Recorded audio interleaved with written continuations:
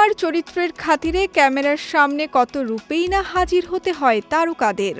এবার ঠিক সেটাই করে দেখালেন হালের জনপ্রিয় অভিনেত্রী নাজিফা তুষি।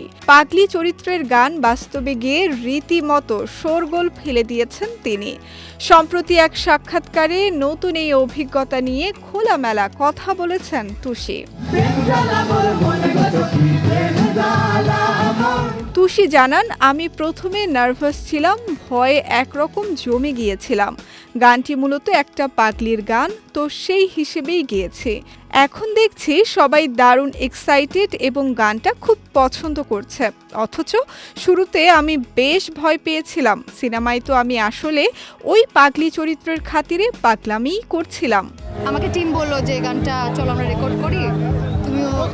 এই ঢালিউড সুন্দরী বলেন, আসলে আমি যখন রোহিত সিনেমায় পাগলি চরিত্রটি করেছি তখন আমাকে গ্রামেই থাকতে হতো। স্বভাবতই গ্রামবাসীর সঙ্গে আমার এক ধরনের সখ্য ও বন্ধুত্ব তৈরি হয়ে গিয়েছিল। শুটিংয়ের সময় তাদের মুখে আমি অনেক গান শুনতাম। সেই গানগুলো শুনতে শুনতেই চরিত্রের খাতিরে সিনেমায় গুনগুন করে গাইতাম। পরে সিনেমাটি মুক্তির আগে আমাদের এডিটর আর টিম মেম্বাররা সবাই মিলে বললেন, চলো এই গানটা আমরা কভার করব এবং এটা নিয়ে পারফর্ম করব। তুষি আরও বলেন, শুটিংয়ের শুরুতে আমি বেশ নার্ভাস ছিলাম, ভয়ে তো একরকম জমে গিয়েছিলাম। কিন্তু বন্ধু আর টিমের বাকিদের সাহসেই শেষ পর্যন্ত গানটা গেয়ে ফেলি।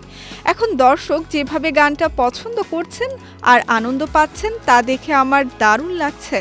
সিনেমায় চরিত্রের কারণে গ্রামের মানুষ এখন আমাকে তুষি নামে নয় বরং পাগলি হিসেবেই চেনে।